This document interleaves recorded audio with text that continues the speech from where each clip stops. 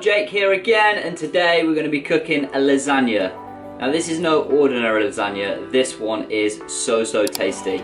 Now before I cooked this, the first time I cooked this, I've changed this a lot since then in terms of recipe and different bits and bobs that I throw in there, but I used to buy white sauce and cook it, which is not ideal, and occasionally I'd buy one from the shop, a lasagna, but never ever again. This takes no time at all. 650-ish calories depending on if you're throwing the extra veg in.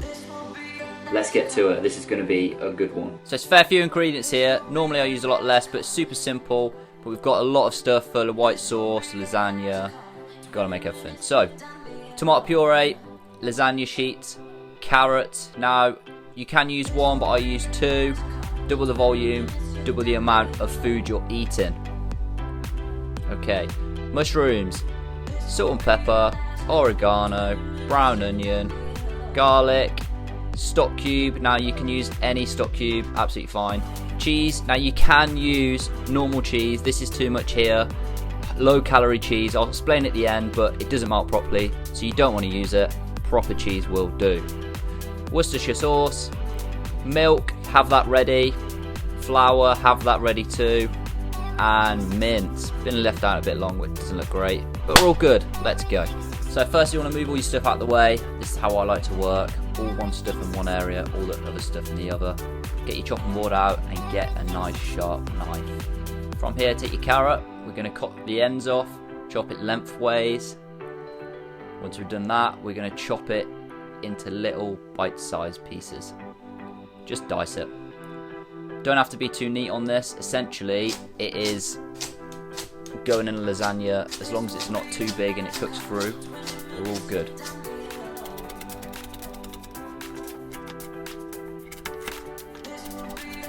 There we go. Next, we're going to have to get a brown onion. So, get your brown onion, cut the ends off, straight through, cut it in half, and then again, we're going to dice it up.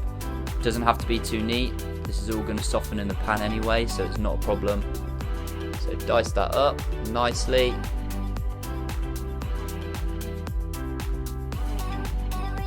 Bang on. You want to warm a little bit of oil in the pan.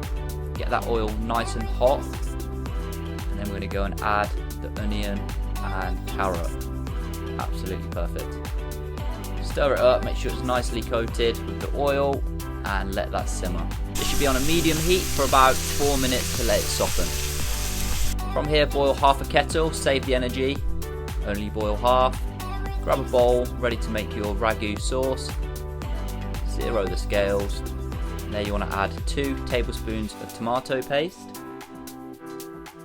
There we go, it's like a little stock we're making here. From there, Worcestershire sauce, 1 tablespoon. Some people don't like that, so you don't have to add that in. A nice beef stock cube. As I said before, any stock will do, so don't stress about it. Sugar, about a tablespoon. Oregano, again about a tablespoon. I always put a little bit more in for good measure. And then top it up with 250 ml of boiled water.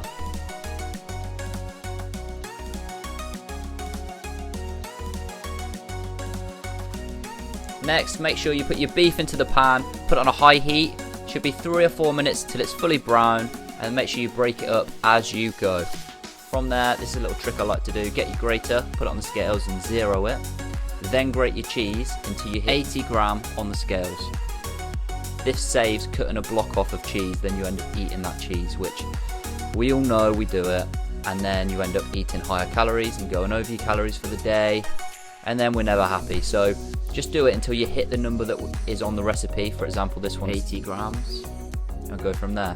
As I said earlier, this is low fat calorie cheese, which is disgusting, so it looks like I've got a lot more here, but don't use this. Use proper cheese, it actually goes further because it's got fat in it. Next, we're going to add the mushrooms. Make sure you break them up, don't waste energy cutting them. Nice chunky mushrooms, throw them in there, and give it a little stir. From here, we're going to add the garlic. Now you can use normal garlic, I use lazy garlic because I'm lazy. 2 tablespoons, and then throw in your stock ragu sauce. You want to leave it in the pan now for 5 to 10 minutes until it's kind of reduced into a ragu-like consistency, which I'll show you a little bit later. I'm just putting it onto a different hob here, so I've got a bit of room for our white sauce. So next to the white sauce, melt some butter in the pan.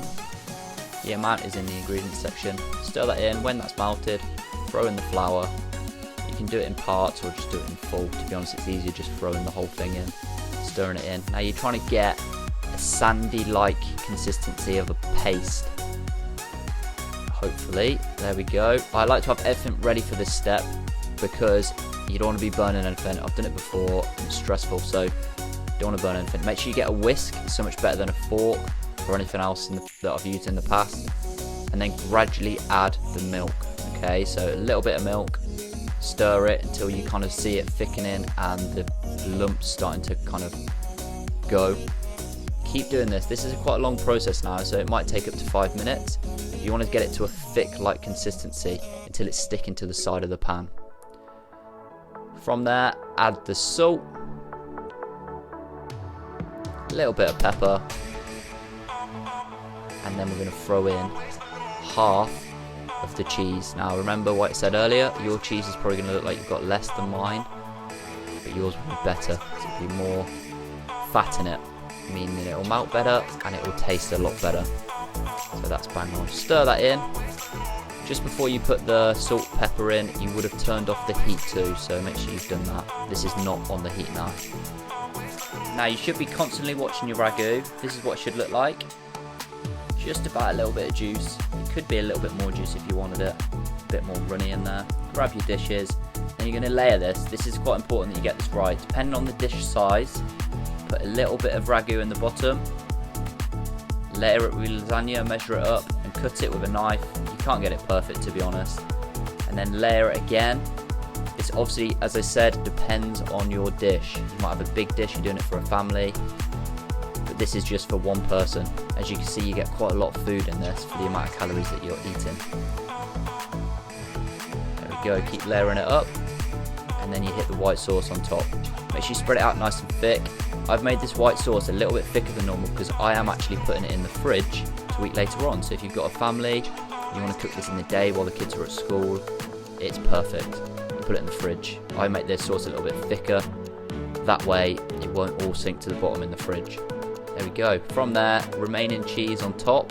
As I said, if you had proper cheese, it would melt and come out lovely. And then as you see me, I put one in the fridge. They're supposed to both go in the fridge. But with you, you might want to cook it straight away. So then you just pop it in the oven. 25 to 30 minutes, 200 to 220. And there's a side salad, a bit of balsamic, olive oil, salt, mixed in. There we go.